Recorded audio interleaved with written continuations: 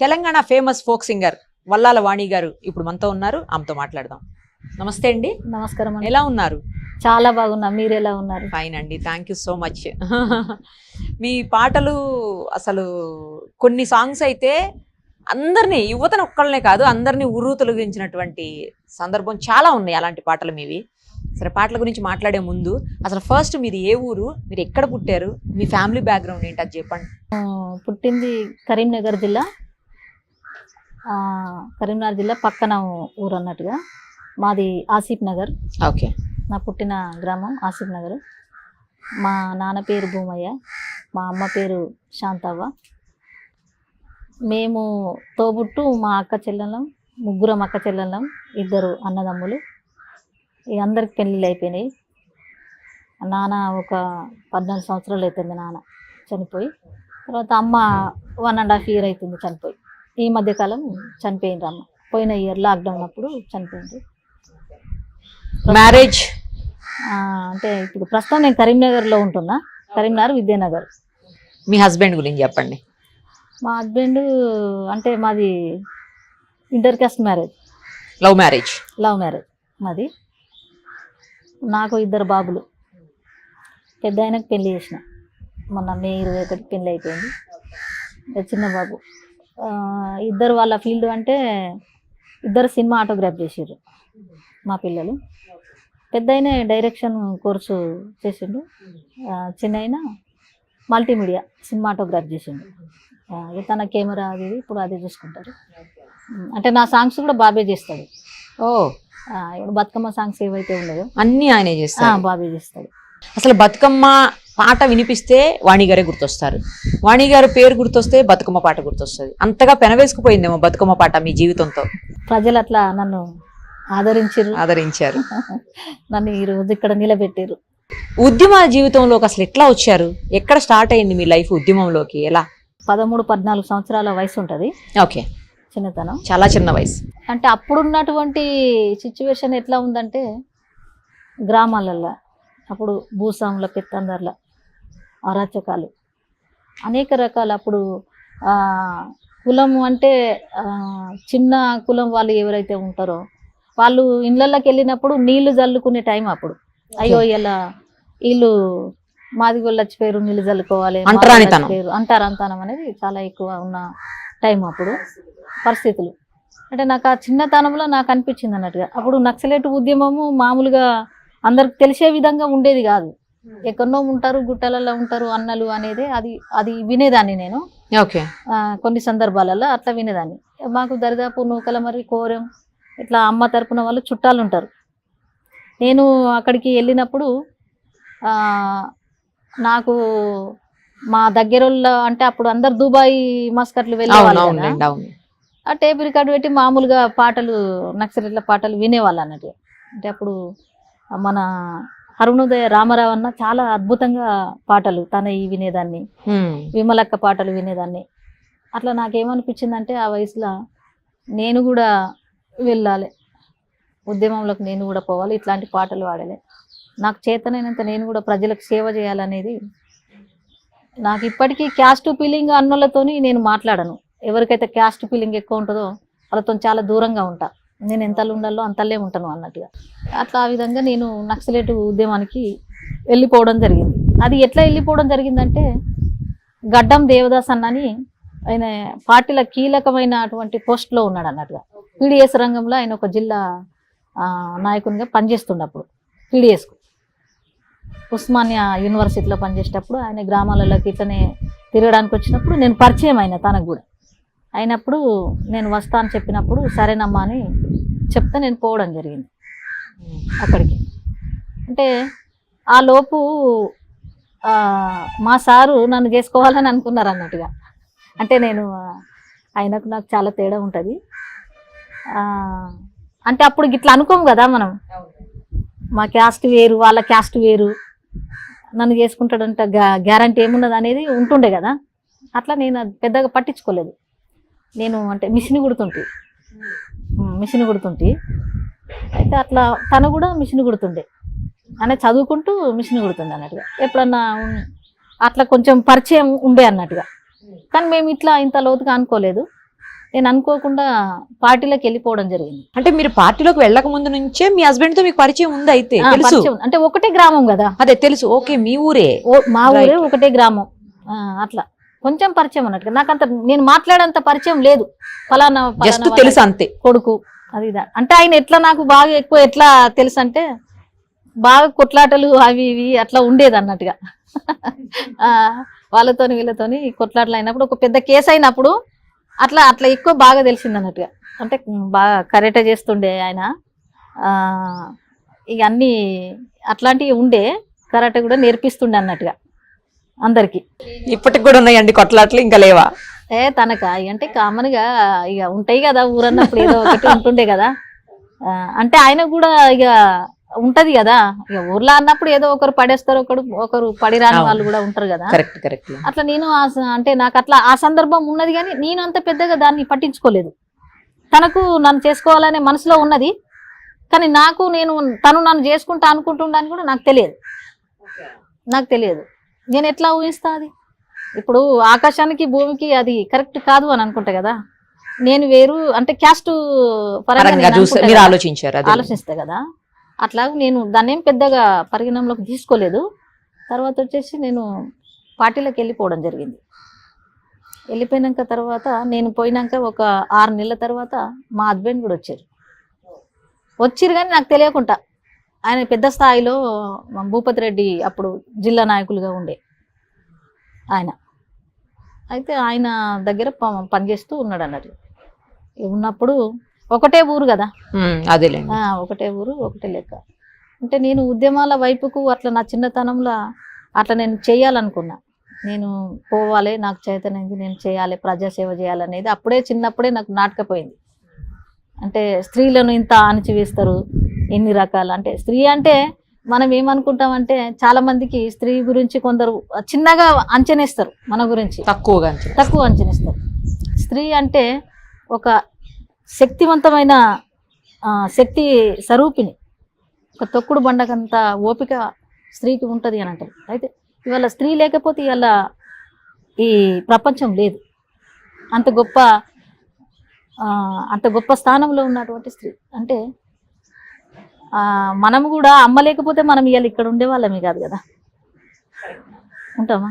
అమ్మ లేకపోతే ఇవాళ నేను ఈ ప్రపంచాన్ని చూసేదాన్ని కాదు, మీతోని ఇవాళ ఇట్లా నేను కూర్చుండేదాన్ని కాదు.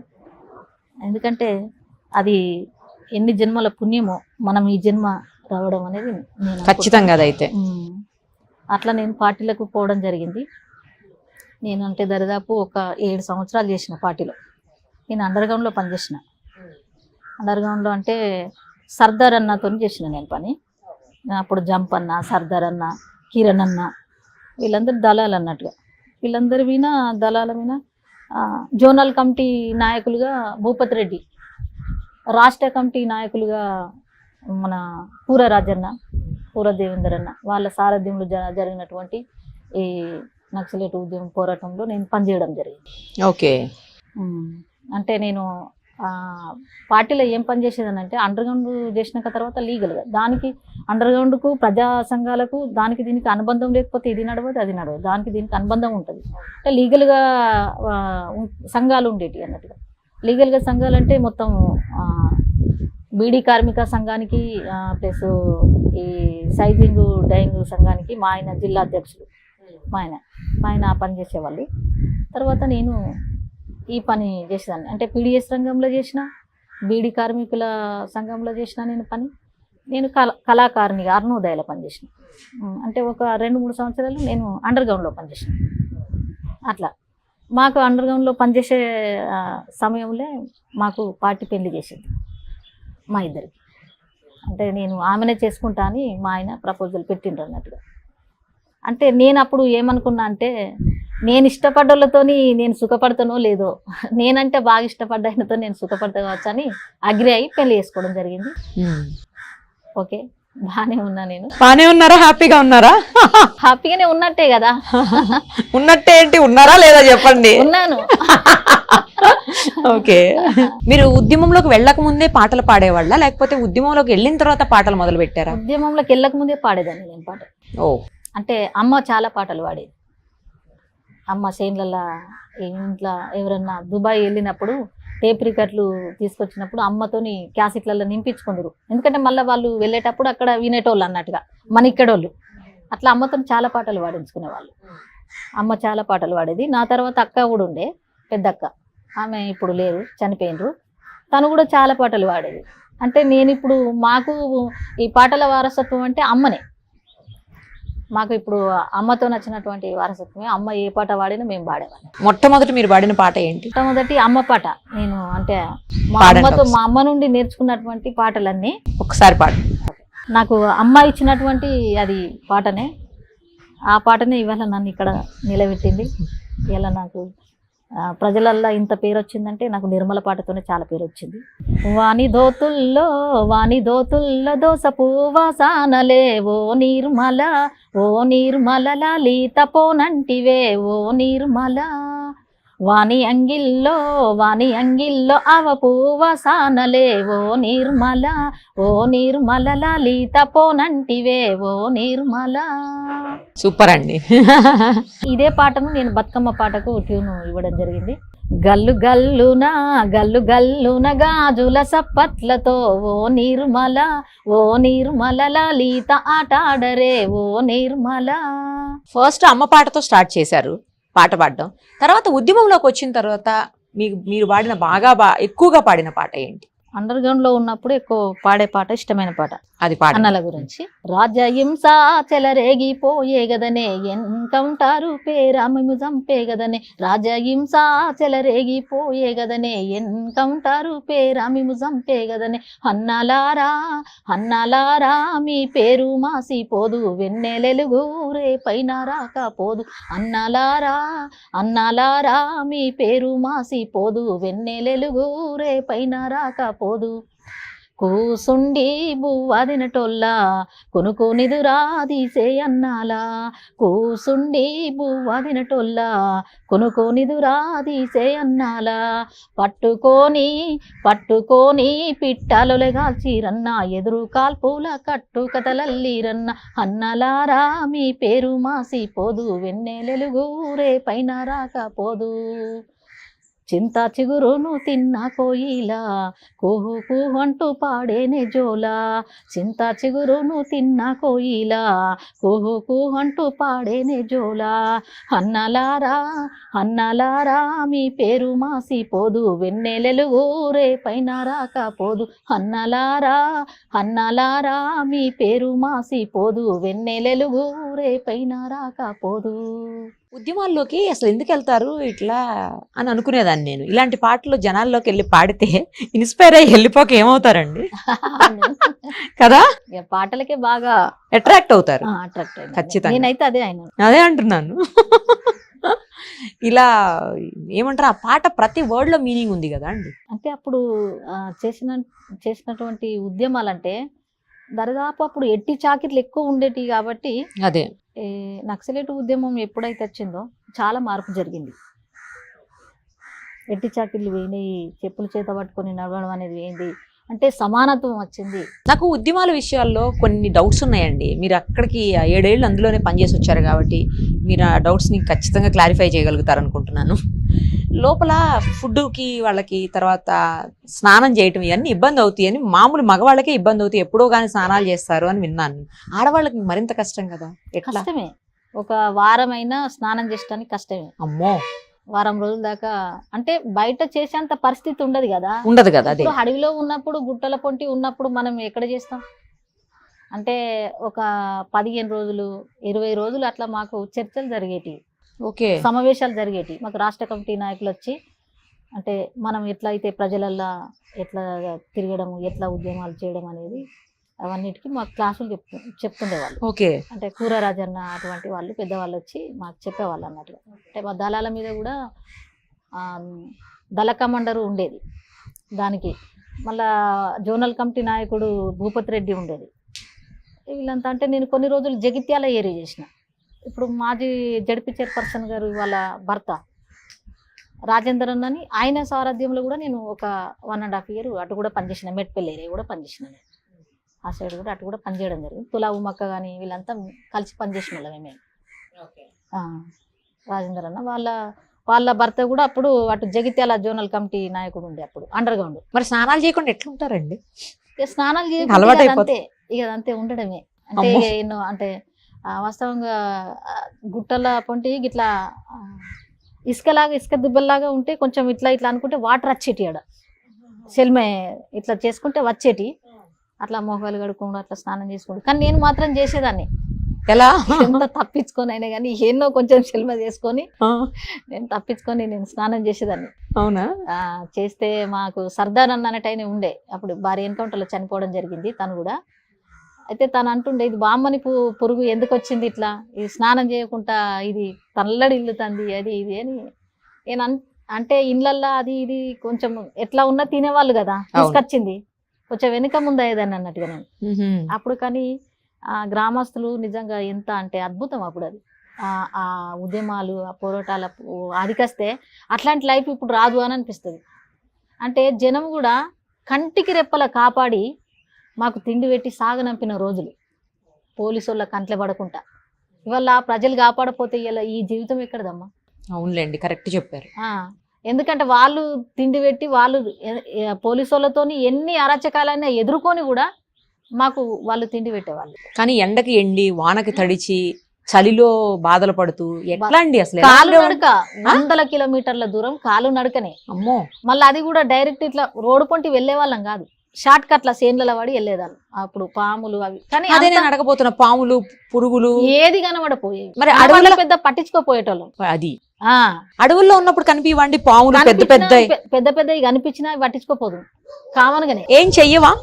ఏం చేస్తే మన జాగ్రత్తలో మనం ఉండేవాళ్ళం కదా. అంటే ఒక పోరాటం చేయాలి, ఒక ప్రజల కోసం పోరాటం చేద్దామని మనము వెళ్ళినప్పుడు ప్రాణాలను ప్రాణంగా పెట్టి చేయడమే కదా. ప్రాణత్యాగాలు అట్లా ఎంతో మంది చేసిన వాళ్ళు ఉన్నారు కదా. అక్కడ లోపల అలా ఏమైనా పాములు కరిచి కానీ లేకపోతే వేరే ఏమైనా విషపు జంతువులు లేకపోతే పురుగులు అలాంటి ఏమన్నా దాడి చేసి కానీ అట్లా చనిపోయిన సంఘటనలు ఉన్నాయా అండి?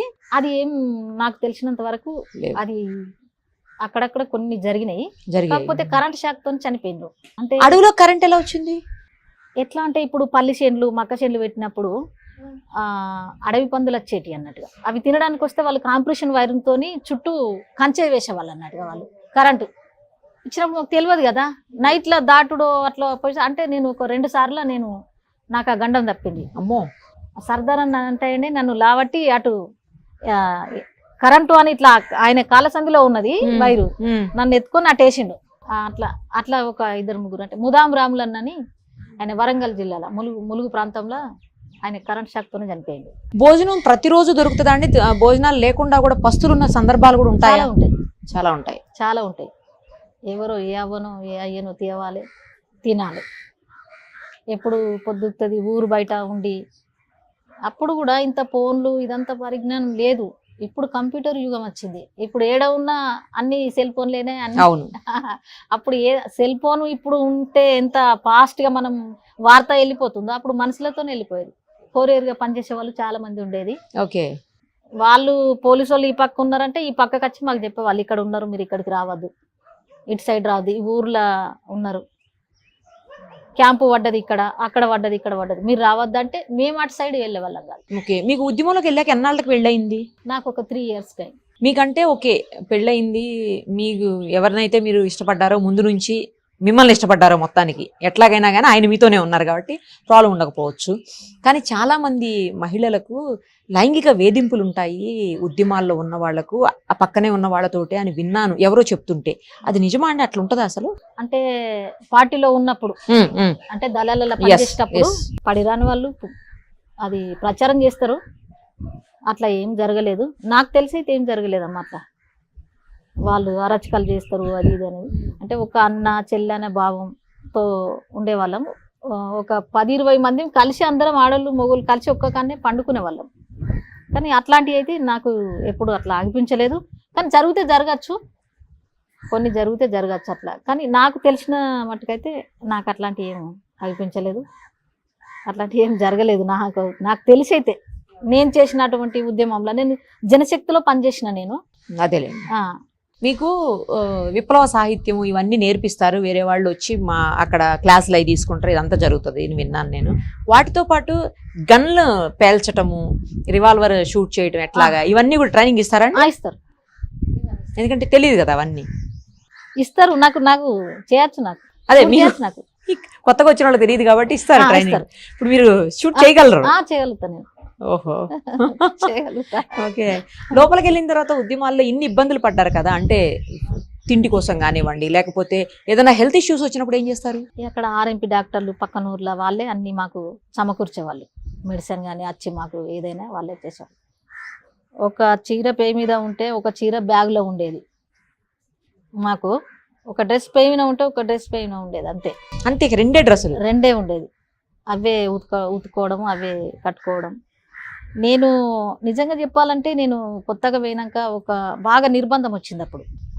చాలా నిర్బంధం. ఎప్పుడంటే ఎల్లారెడ్డిపేట, సిరిసిల్ల దగ్గర, ఎల్లారెడ్డిపేట నాగారంలో ముస్తాబాద్ మండలికి వస్తుంది అనుకుంటా, నాగారం.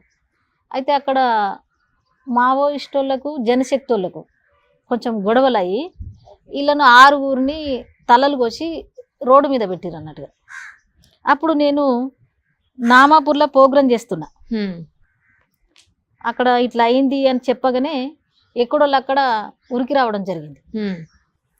తప్పించుకొని పోవాలి కదా, ఆడ ఇట్లా ఇన్సిడెంట్ జరిగిందనే సరికి ఎక్కడోళ్ళు అక్కడ పోవాలి కదా. మరి మేము దొరికితే మమ్మల్ని కూడా అది చేస్తారు కదా. ఇటు పోలీసు వాళ్ళతో భయం ఉంటుంది, వాళ్ళతో గొడవలు అవుతున్నాయి కాబట్టి అప్పుడు వాళ్ళకి వీళ్ళకి పడేది. మావోయిస్టుకు జనశక్తికి కొంచెం మధ్యలో కొంచెం గొడవలు వచ్చినాయి అన్నట్టుగా. అట్లా అయినప్పుడు తప్పించుకోవాలి, తలదాసుకోవాలంటే ఎట్లా అని చెప్పి ఎక్కడో అక్కడ పోయినా ఇక సెల్ఫీ అన్నట్టుగా ఉరకాలి, ఎవరో అక్కడ ఉండాలి. నువ్వు రా, నువ్వు వచ్చేదాకా ఆగేది లేదు, ఎవరి బతుకాలు ఉరకాలి అన్నట్టుగా. అట్లా నేను అక్కడ నుండి తప్పుకొని ముస్తాబాదు నుంచి నామాపూర్ దాకా నడుచుకుంటా వస్తున్నా. నేను నడుచుకుంటా వచ్చే సందర్భంలో పోలీసు వాళ్ళు ఎదురైండ్రు. అయితే ఇంత పెద్ద రోడ్ ఉంటుంది కదా, ఈ పక్కకు మట్టి తీస్తారు, కోపులు తీస్తారు అని అంటున్నట్టుగా మట్టి.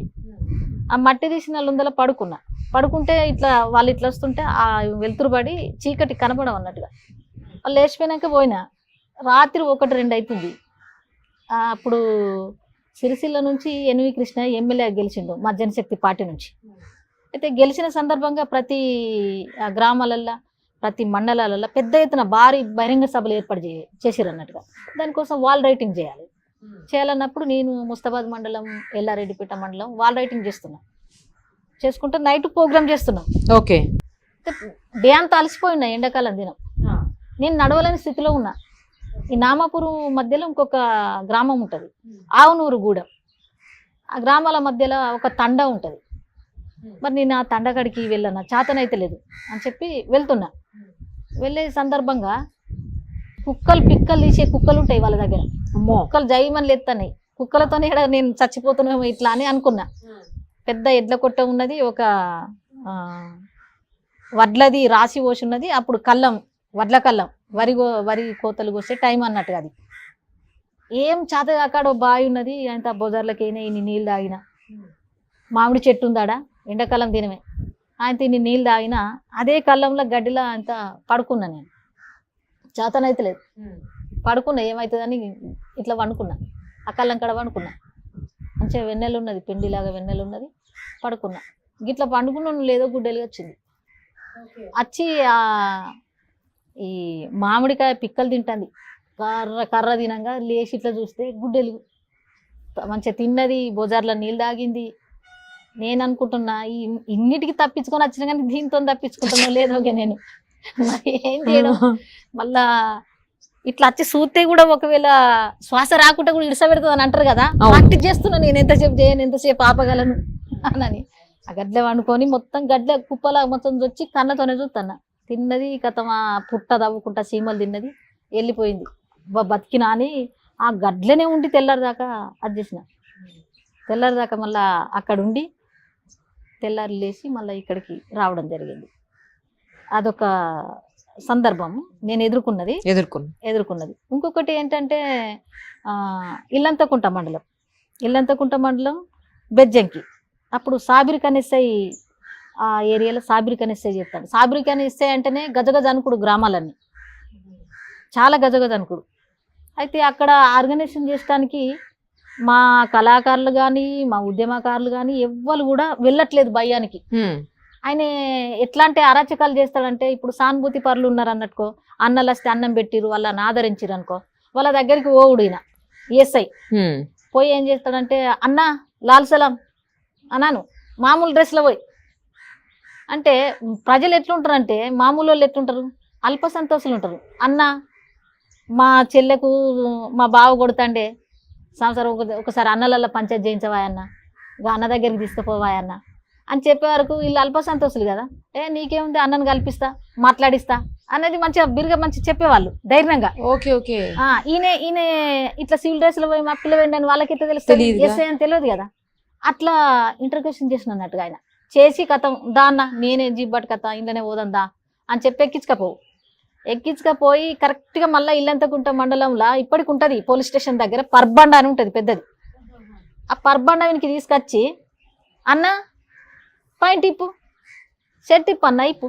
ఏందన్నా ఇప్పు అంటున్నావు, ఇప్పు ఇప్పు అన్నవరకు పోలీసు వాళ్ళు వచ్చి నిలబడరు. అప్పుడు వీడు పోలీసు వాడు ఎస్ఐ అని తెలుస్తుంది కదా, అట్లా ఇప్పు అని అన్నాక కథం ఇప్పి ఆ బండవిన మా బొరుచుకుంటా కొట్టు. అంత భయం, అటు ఎవరు పోతలేరు. నాకు బడే సాందస్ అన్న అని ఆయన రైతుకులు జిల్లా నాయకుడు, వాణి మరి అటు పని చేస్తావా, అటు బెజ్జంకి ఇల్లంతకుంటా ఏరియా చేస్తావా అంటే చేస్తా అన్నయ్య అని చెప్పిన. నేను రోజు ఆ ఏరియాకి పోయినప్పుడు వైట్ చీర కట్టుకొని ఎత్తు చెప్పులు వేసుకొని పెద్ద జడ ఉండు నాకు. ఇప్పుడు కూడా ఉంది కదా పెద్ద జడ. నేను అంటే ఇక అక్కలు అన్నల లెక్క లేని గడ ఏమనుకుంటే, మామూలుగా బిఎస్సి నర్సులు గ్రామాలలో తిరుగుకుంటా మందులు ఇస్తారు చూడు, వాళ్ళ వేషధారంతో ఉన్నా అక్కడ ఏఎన్ఎం లాగా పని చేసుకుంటా ఉన్నా. నేను ఆ ఏరియా అంతా గ్రామాలు తిరుగుకుంటూ చేసుకుంటూ ఉన్నా. అయితే ఒక రోజు మంచి రెస్పెక్ట్ ఇచ్చిండు నాకు. కలిసినప్పుడు బస్సు ఎక్కడానికి పోతే ఆమెను ఓని రది ఇదని మంచిగా కానీ, నేను పెద్ద నక్సలైట్ అని తెలియదు ఆయనకు, అసలే తెలియదు. అయితే అట్లా నేను పని చేస్తున్నా అదే ముసుగులా. ఒకరోజు గోపాలరావు పల్లె అని ఇంకోటి మన పెద్దలింగాపూర్ చిన్నలింగాపూర్ మధ్యలో భారీ ఎన్కౌంటర్ జరుగుతుంది. నేను వాల్ పోస్టర్లు ఆ పెద్దలింగాపూర్ తీసుకుపోవాలి అని చెప్పి సంకల పెట్టుకొని పోతున్నా.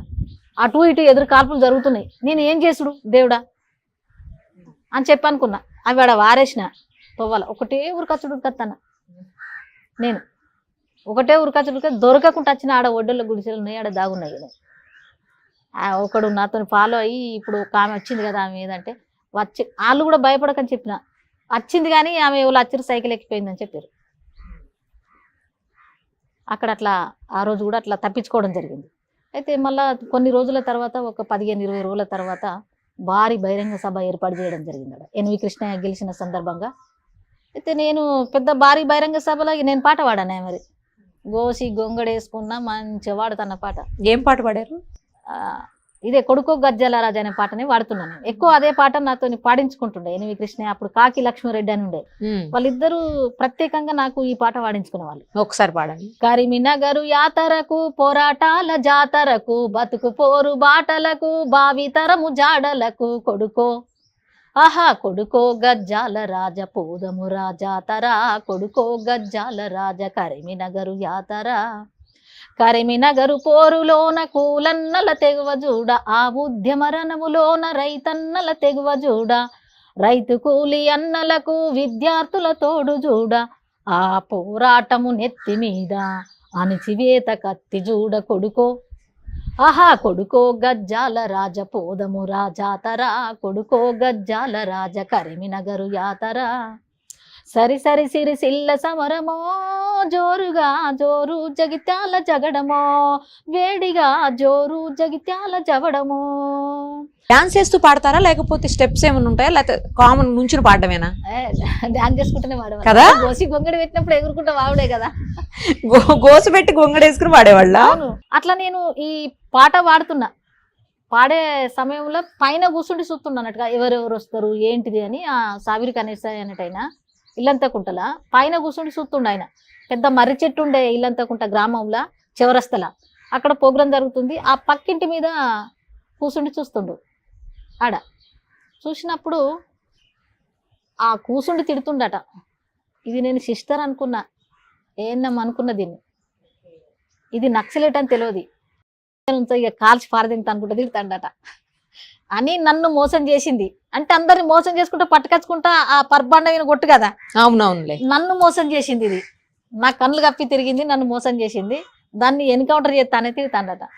ఒక ఆయన ఇంటైన ఇని కిందికి దిగచ్చి చెప్పిండు, అక్క మొత్తం అంగెంత చింపుకున్నాడు సారు, నన్ను మోసం చేసింది అది అని చెప్పి అంగెంత చింపుకున్నాడు, అక్క నిన్ను చంపుతానంటుండు, మరి ఎట్లా అని అన్నాడు. ఏం కాదన్న చెప్పిన ఆయనతో అదే ప్రోగ్రామ్ అంతా అయిపోయినాక తర్వాత ఎన్వి కృష్ణ ఎమ్మెల్యే కదా, అదే కార్లో వచ్చేసిన నేను. ఇక నేను ఆయనకు దొరకలే. ఒక నెల 2 నెలల తర్వాత ఆయనను పార్టీ వాళ్ళే చంపేసారు, ఎస్ఐని పార్టీ వాళ్ళు చంపేసారు, కాల్చిపారేసారు. ఆయన అప్పుడేది నమాజ్కి వెళ్ళిండట, వెళ్ళిన సమయంలో కావలి కాసి చంపేసారు మా ఊళ్ళు. అంటే బాగా అరచకాలు బాగా చేసేటోడు అన్నట్టుగా. అంటే అంత నిర్బంధంలో కూడా నేను అట్లా పనిచేయడం జరిగింది టైంలో, అదొక పనిచేయడం జరిగింది. తర్వాత ఈ ఎన్కౌంటర్లు, చాలా ఎన్కౌంటర్లు అని, అప్పటికి భూపతి రెడ్డి అన్న చనిపోయిండు, జిల్లా నాయకులు చనిపోయింది చాలామంది. చాలా జరిగినాక తర్వాత గ్రామాలకు అన్నలు వస్తే ఎవరు అన్నం పెడతలేరు. ఎందుకంటే ఊర్లో ఇండ్ల వినబడి కూడా ఇండ్లలో ఇప్పుడు గ్రామస్తులను మొత్తం అరచకాలు చేస్తున్నారు పోలీసు వాళ్ళు. మీ ఇంటికి అన్నలు వస్తుండ్రు, మీరు అన్నం పెడుతుర్రు అని చెప్పి వాళ్ళ కుండలు బౌళ్ళు బయట వారేసుడు, ఇబ్బంది పెట్టేవాళ్ళు మొత్తానికి. అన్నము కూరలు ఉంటే కూడా అందులో ఇంటర్వ్యూ పోసి కలిపేవాళ్ళు, పోయి ఏమన్నా బియ్యము పప్పులు ఉన్నా బయట వారపోసేవాళ్ళు, మొత్తం దాడి చేసేవాళ్ళు అన్నట్టుగా. సానుభూతి పరులు ఎవరైనా ఉంటే మనకు అన్నం పెట్టేవాళ్ళు ఉంటే అట్లా దాడులు చేసేవాళ్ళు. నేను గంగధార మండలం బోరుగుపల్లి గ్రామంలో ఒక ఇల్లు తీసుకొని ఒక కామన్ వ్యక్తి లెక్క మిషన్ కుట్టుకుంటా నేను ఉంటా అని చెప్పి మామూలుగా ఆ గ్రామానికి వెళ్ళడం జరిగింది. అంటే అది పార్టీ పరంగానే నేను పోవడం జరిగింది అక్కడికి. ఎందుకంటే దళాలు వచ్చినప్పుడు అన్నం పెట్టడానికి కష్టమవుతుంది. అప్పుడు ఈ సర్దార్ అన్న, అప్పుడు గోపన్న వీళ్ళంతా తిరిగేవాళ్ళు, అన్నం ఎవరు పెడతలేరు కామన్ కాబట్టి షెల్టర్ కోసం అని నేను అక్కడ, నన్ను పార్టీ పరంగానే నేను అక్కడ ఉండడం జరిగింది. జరిగిన సందర్భంలో ప్రతిరోజు ఆ ఊరికాడ ఒక 5-6 రోజులు తిరిగిన, ఒక రూమ్ కావాలని. ఎవరు కూడా నాకు ఇయ్యలే, భయపడి ఇయ్యలే. ఒక పెద్ద ఆయన గడ్డం రామయ్య పేరు, ఒక ఆయన ముందుకు వచ్చి, అమ్మ మరి నాది ఉంది కానీ నన్ను ఎడ్ల కట్టేసుకుంటున్నా, మరి తీయమంటే నేను గుడిసేసుకొని కథ ఎడ్లనండ కట్టేసుకొని ఇది ఇత్త సాఫ్ చేసుకొని ఉంటావా అని అన్నాడు. ఉంటా బాపు అని చెప్పిన. ఆ ఇల్లును సాఫ్ చేసుకొని మొత్తం అంత పెండ గోమార్లు ఆ ఎడ్లకు పట్టేటి ఉంటాయి కదా, గోడల పుంటి అట్లా మెల్లగా అదంతా మంచిగా తవ్వుకొని ఆ మట్టి పోసుకొని మళ్ళీ చేసుకొని ఆ గోడల పొంటి ఇంత పేపర్లు అక్కు పెట్టుకొని నేను ఇక అందులో ఉన్నా. ఆ ఊర్లో ఓ మిషన్ పెట్టుకొని మిషన్ కుట్టుకుంటుంది ఈమె అన్నట్టుగా ఆ మిషన్ ముసుగులో నేను ఉన్నాడ ఉండి అన్నలకు రోజు నైటు అన్నం పంపేదాన్ని నేను. మళ్ళీ నైట్ డే అంతా ఇటు తాళం వేసే ఉండు, వెనక దిక్కే ఉండు. ప్రతిరోజు నైట్ వెనకాలకెళ్ళి 2 దర్వాజాలు ఉండే, వెనకాలకెళ్ళి చేనులకెళ్ళి వెళ్ళిపోదాను అన్నట్టుగా. నాతో 2-3 పిల్లలు ఉందరు. ఒక పిల్లగాడు అంజయ్య అని, ఒక పిల్లగాడు పోషమల్లు. వీళ్ళు పిల్లగాళ్ళు ఏంటంటే బాగా నాకు సహకరిస్తారు, అన్నం పట్టుకపోయి ఇచ్చిరమ్మంటే ఇచ్చేస్తారు. ఇట్లా వాళ్ళని తీసుకొని పోవడం జరిగింది అన్నట్టుగా. అట్లా ఆ గ్రామంలో జరిగిన సందర్భంలో అక్కడ గ్రామాలలో ఎట్లుంటుంది, అక్కడ ఎక్కువ గౌడ్స్ది రావుస్ది ఎక్కువ నడిచేది, వాళ్ళకి వీళ్ళకి పడేది కాదు. ఇట్లా మనము ఆ ఇండ్లల్లో ఉన్నప్పుడు ఎక్కంచెలో వచ్చి ఇక్కడ ఉన్నది అని చెప్పి నన్ను కామెంట్ చేసుడు పెట్టిర్రు అన్నట్టుగా. ఒక 2-3 వచ్చి కామెంట్ చేసుడు పెట్టిర్రు, ఎక్కడ ఆమె ఏంది అని. మా చుట్టాల వాళ్ళ ఇంటికాడ ఉన్నా, అంటే నాన్న తోడ పుట్టిన ఆమె కూతురు ఉంటుంది, మా మేనత్త కూతురు ఉంటుంది ఆడ. అయితే ఆమె దగ్గరికి ఉన్న ఫస్ట్ రూమ్ దొరకకముందు అయితే ఎక్కడి నుంచి వచ్చింది అది ఇది అని కొంచెం కామెంట్లు చేసి అది ఇది చేస్తే ఒక ఆయన కాలే కొర్ర అందుకొని గెదిమిన కొట్టడానికి.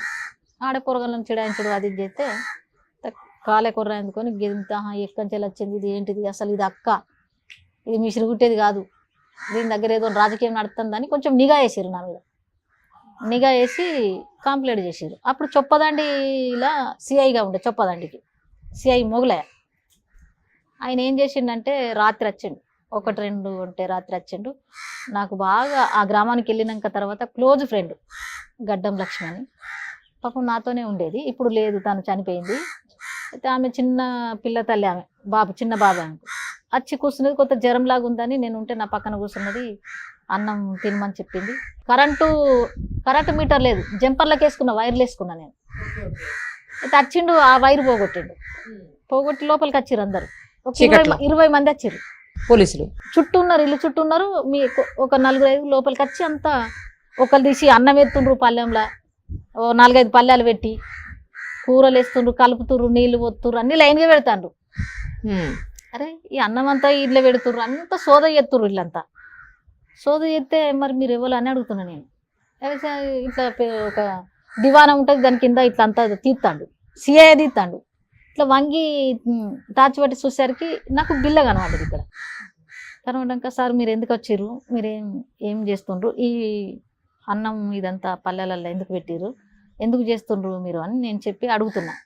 అడిగితే లేచి నీకు ఎందుకు చేస్తున్నావో నీకు తెలియదా అని చెప్పి లేచి చెంపైనకెళ్ళి కొడితే నేను గిర్రన తిరిగి పడ్డా. అంత బలమునంత కొట్టిండు. కొట్టినాక లేచి కూర్చున్నా. నేను ఏం తప్పు చేసినాను కొడుతుండ్రు సార్, మీరు ఎందుకు కొడుతుర్రు, ఫస్ట్ మీరు ఎవర్రా ఎందుకు వచ్చిర్రా అని తిడుతున్నా.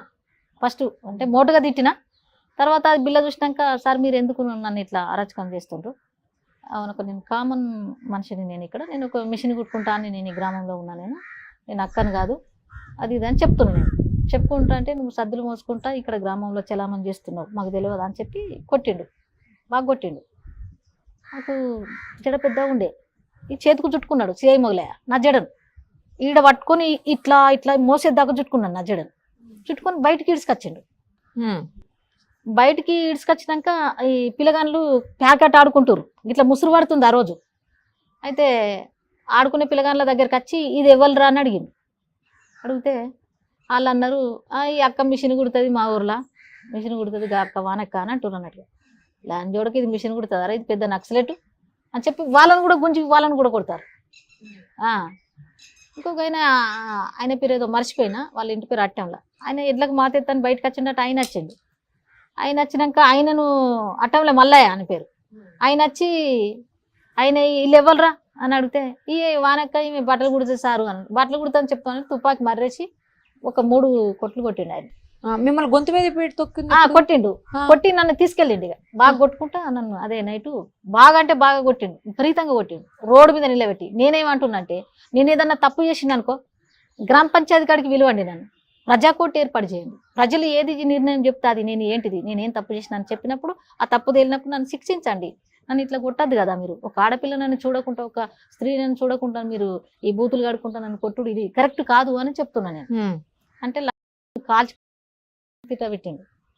ఒకటే విషయం చెప్పిన, నేను ఒక్కదాన్ని లంజన్ కాదు, సమాజంలో ఎంతమంది స్త్రీలు ఉన్నారో వాళ్ళందరూ లంజన్ అయినప్పుడు కామన్గా నేను కూడా లంజన్ అనలా, సపరేట్గా నేను లంజన్ కాదు కదా అని అడిగాను.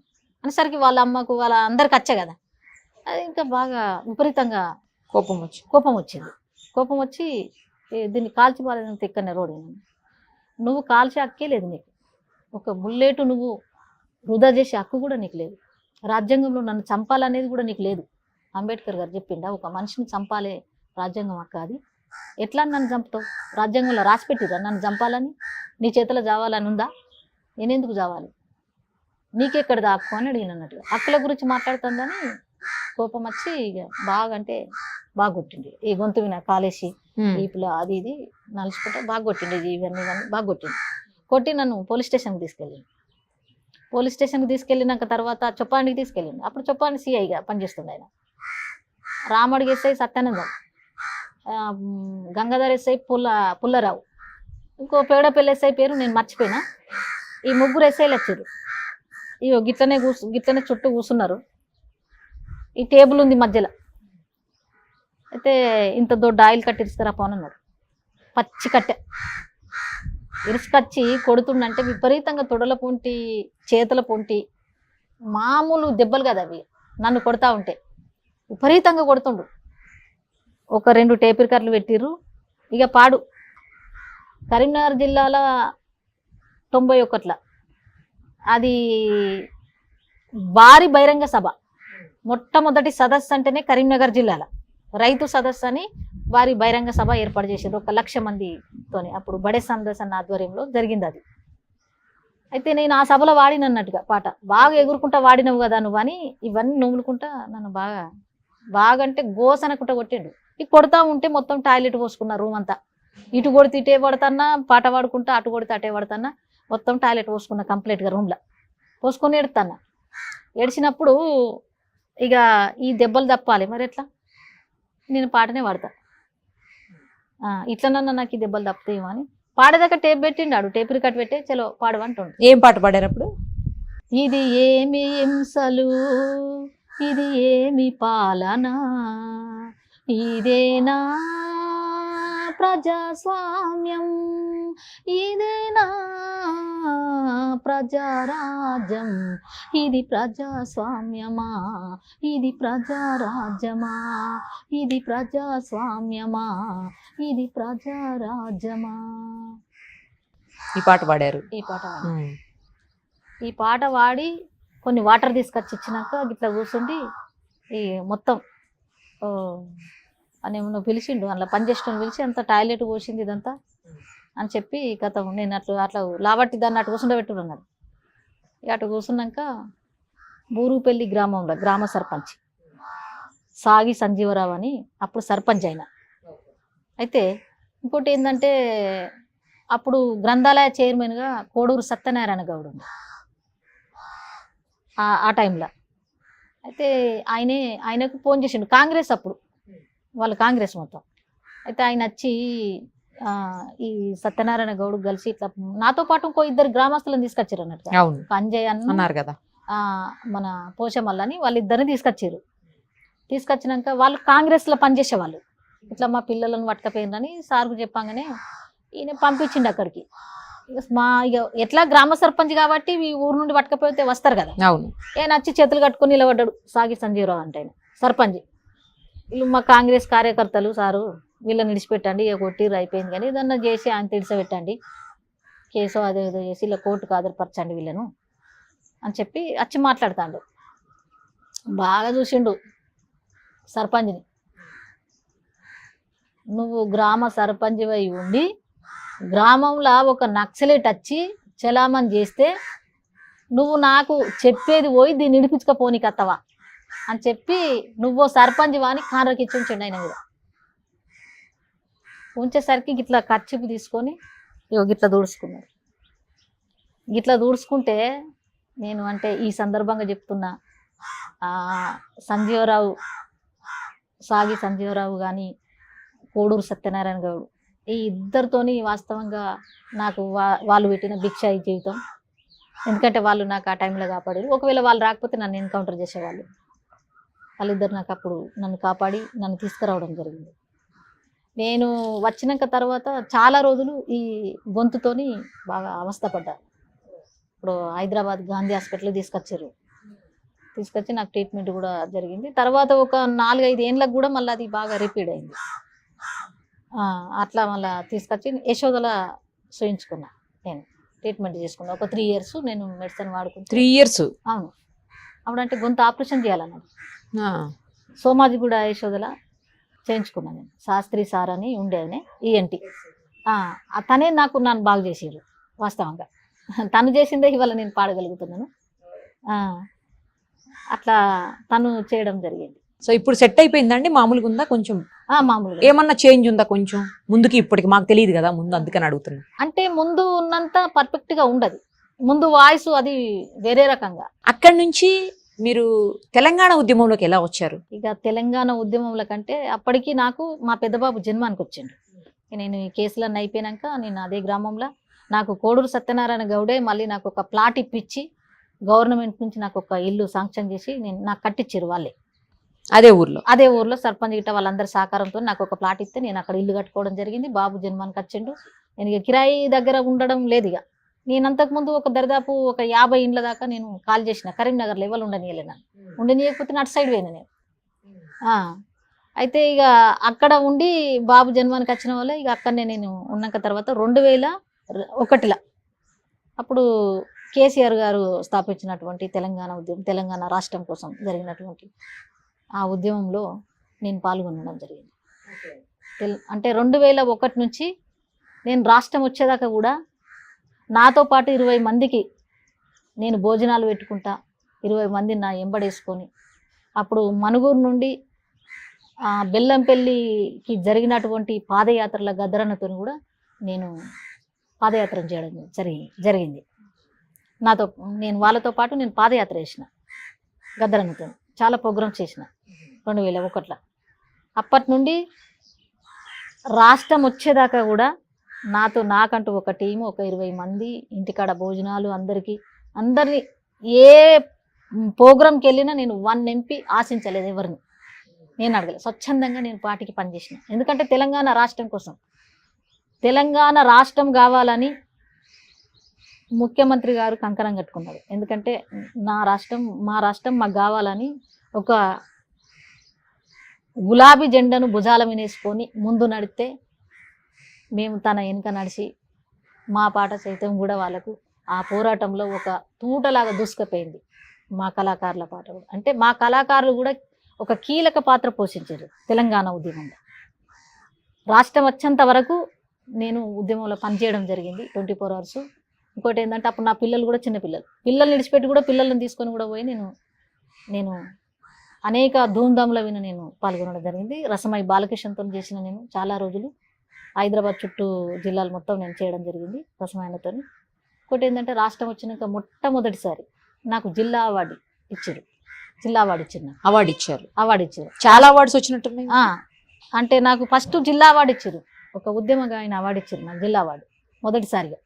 తర్వాత వచ్చేసి నేను నిర్మల సాంగ్ వాడిన తర్వాత నాకు రాష్ట్ర అవార్డు ఇచ్చారు ముఖ్యమంత్రి. బతుకమ్మ పాటకు నాకు రాష్ట్ర అవార్డు. గల్లు గల్లున గాజుల చప్పట్లతో ఓ నీరుమల లలిత ఆటాడరే ఓ నీరుమల, పసుపు కొమ్ముల్ల గౌరమ్మ రూపమాయనే ఓ నీరుమల లలిత ఆడిపాడరే ఓ నీరుమల, చేబంతుల్లా పూబంతుల్ల బంగారు బతుకమ్మలే ఓ నీరుమల లలిత బయలెల్లెనే ఓ నీరుమల, గంగ మురిసేనే బతుకమ్మ పూల చీరతో ఓ నీరుమల లలిత పూల ఏరులే ఓ నీరుమల.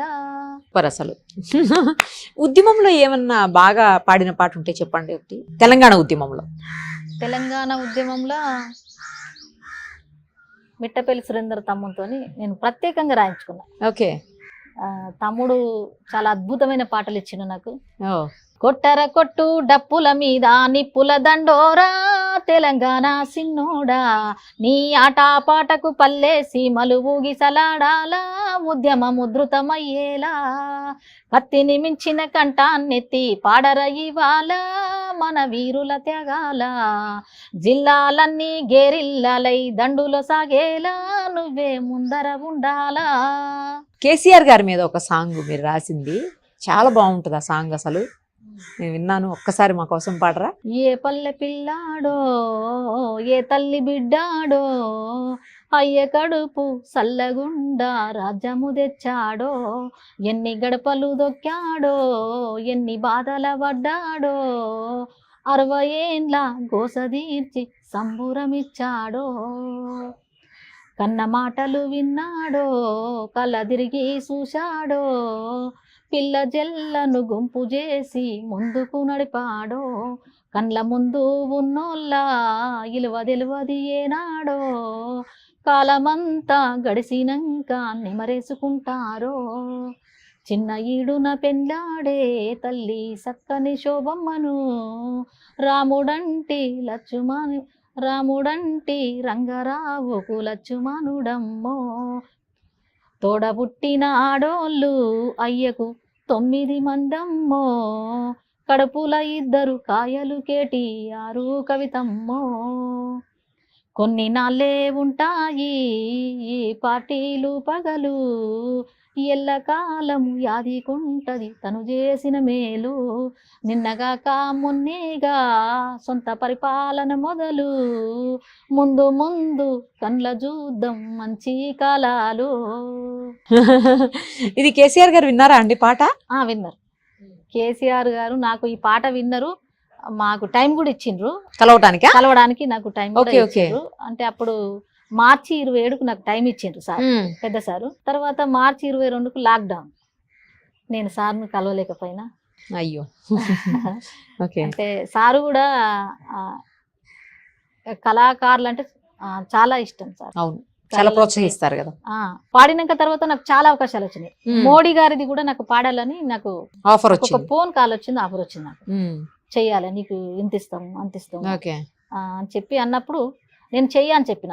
ఎందుకు చేయవు అని అడిగిరు. అదే ఎందుకు చేయవు అని అడిగినప్పుడు నేను అనుకున్నా ప్రధానమంత్రి గారికి చేయమంటే ఎందుకు చేయను అన్నారు. అంటే నాకెందుకో మనసు ఒప్పలే. అదేంటి? నేను మొదటిగా ఒక విప్లవోద్యమంలో పనిచేసిన. ఓకే. ఒక ఎర్ర జెండాను వదిలిపెట్టిందంటే, ఒక గులాబీ జెండాని పట్టుకున్నా అంటే నేను దానికి అదర్ పార్టీకి నేను పాట పాడలేదు, నా ఆట ఆడలేదు, నా మాట కూడా చెప్పలేదు. కాబట్టి నాకు టిఆర్ఎస్ పార్టీ నా లక్ష్యము, కేసీఆర్ గారే మా దేవుడు, కేసీఆర్ గారే మాకు మా పాలిట అందరికి దేవుడు అనుకుంటున్నా. ఆ దేవునికి నేను ధన్యవాదాలు తెలుపుకుంటున్నా. అందుకని ఆయనకు ఒక్కరికే పాడారు. ఇంకా ఆయన ఒక్కొక్కరికే పాడారు. ఎవరికి పాడరా? పాడను నేను. ముందు కూడా తర్వాత కూడా ఎవరు అడిగిన కూడా నేను పాడను. అంటే నేను ఏ నాయకులకు కూడా నేను పాడను ఇక. ఓకే. నేనేమనుకుంటా అంటే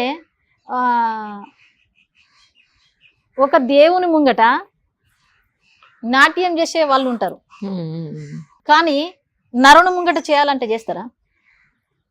ఒక దేవుని ముంగట నాట్యం చేసే వాళ్ళు దేవునికే అది అంకితం, కానీ నరుని ముంగట చాడు అంటే ఆడలేరు కదా. అందుకే అలాగే కేసీఆర్ గారు మీకు దేవుడు కాబట్టి ఆయన గురించే రాస్తారు, ఆయన గురించే పాడతారు అంతే.